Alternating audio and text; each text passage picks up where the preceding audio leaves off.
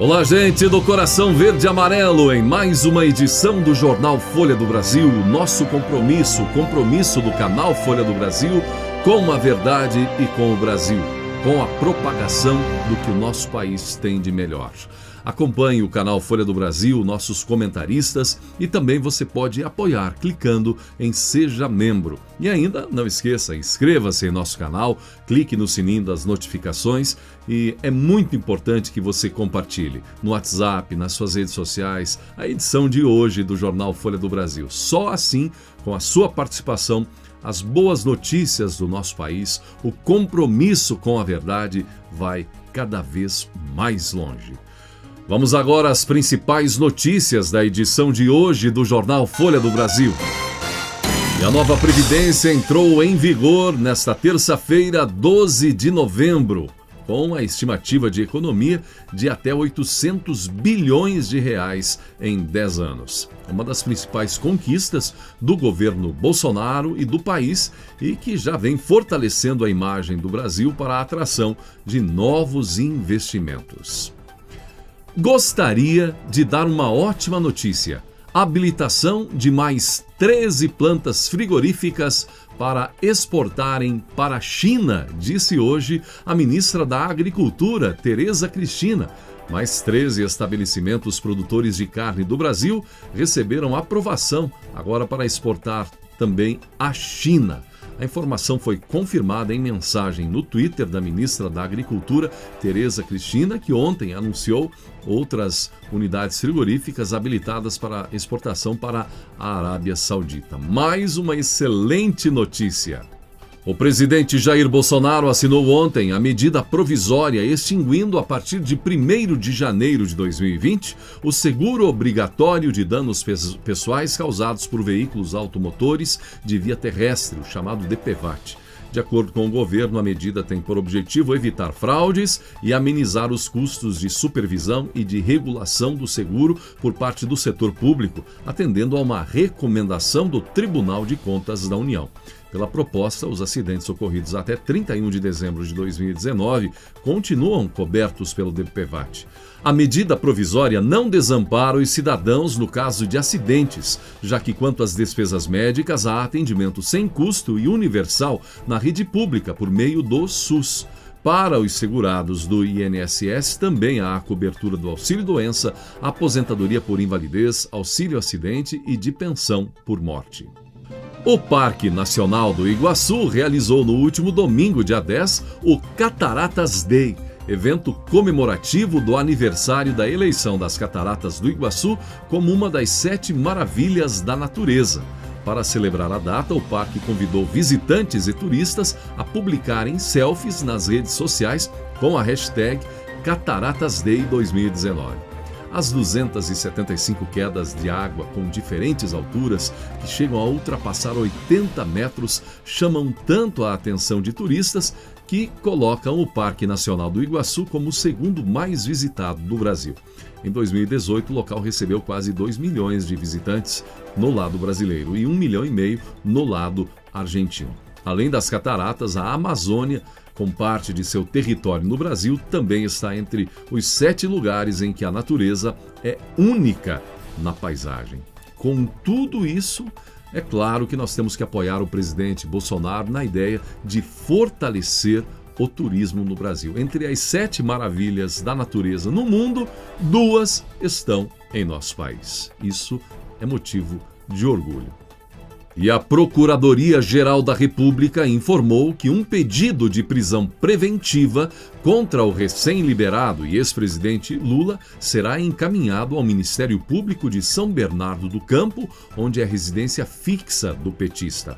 Ontem, segunda-feira, dia 11, parlamentares do PSL protocolaram um pedido na Procuradoria com a alegação de que o condenado incitou a violência em seu discurso no último sábado, dia 9, o que poderia levar à decretação de prisão preventiva pelo ódio no discurso quando incitou militantes a seguirem a acontecimentos no Chile.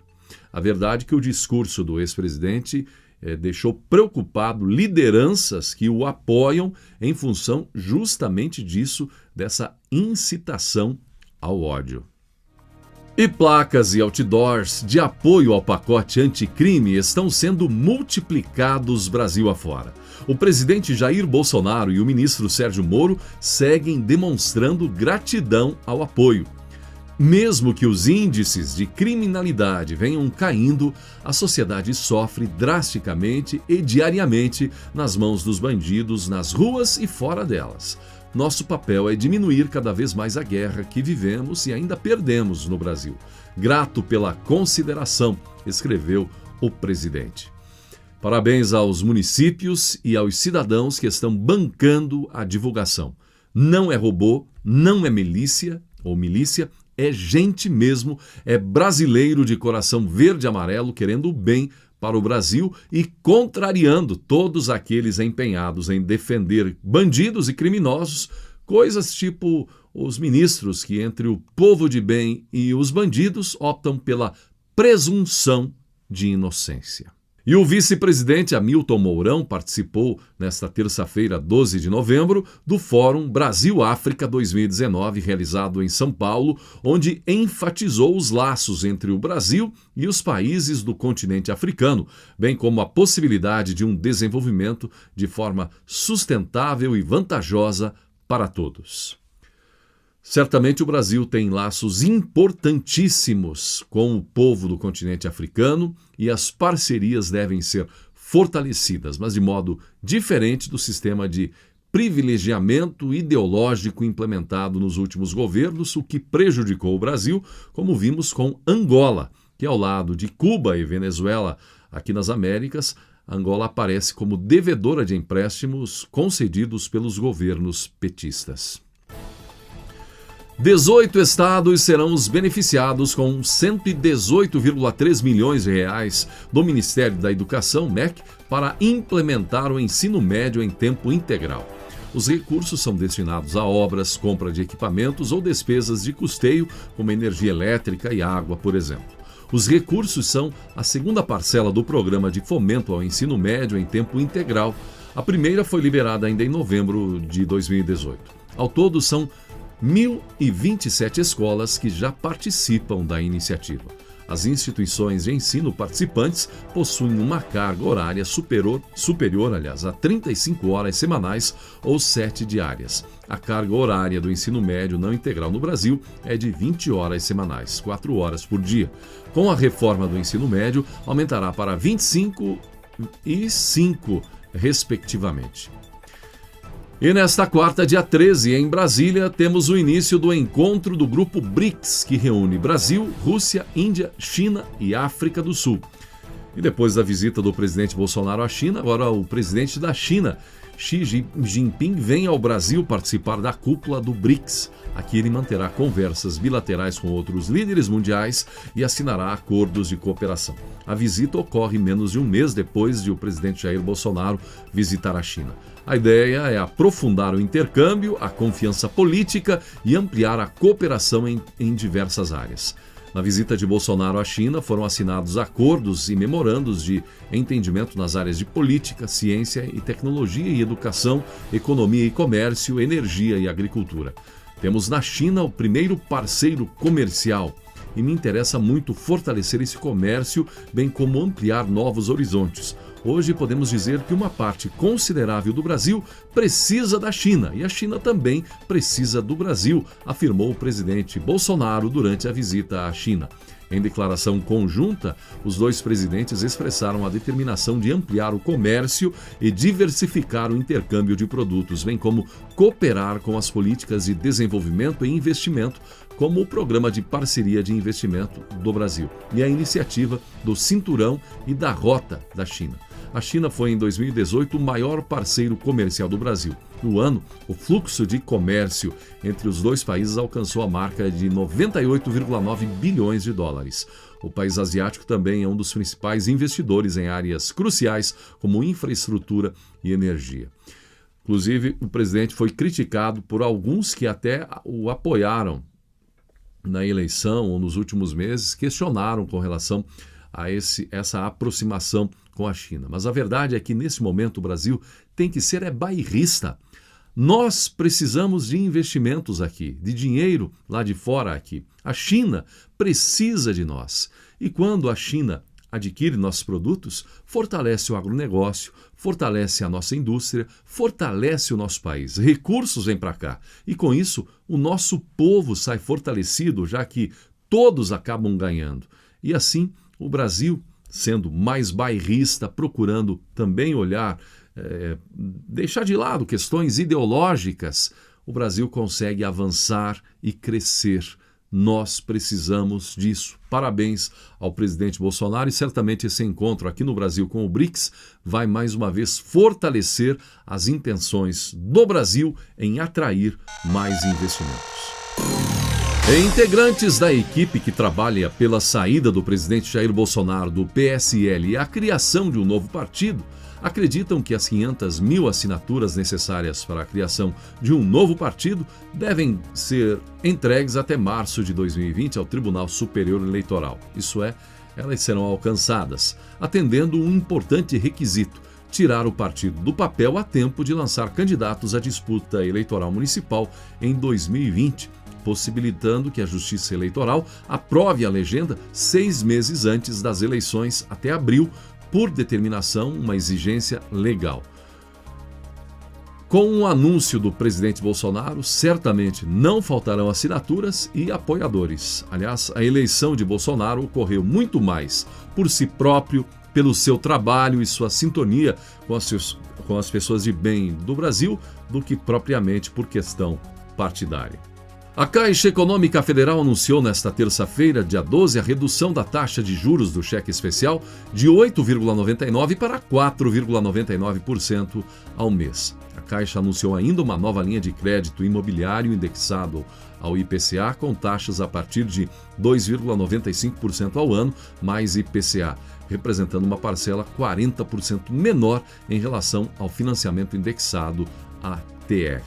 Tá aí, boas notícias. O Brasil, com a taxa Selic, a menor taxa da história alcançada agora no governo Bolsonaro, também isso pressionando os bancos e, evidentemente, essa atitude da Caixa Econômica também vai favorecer que as demais instituições bancárias venham a derrubar seus juros.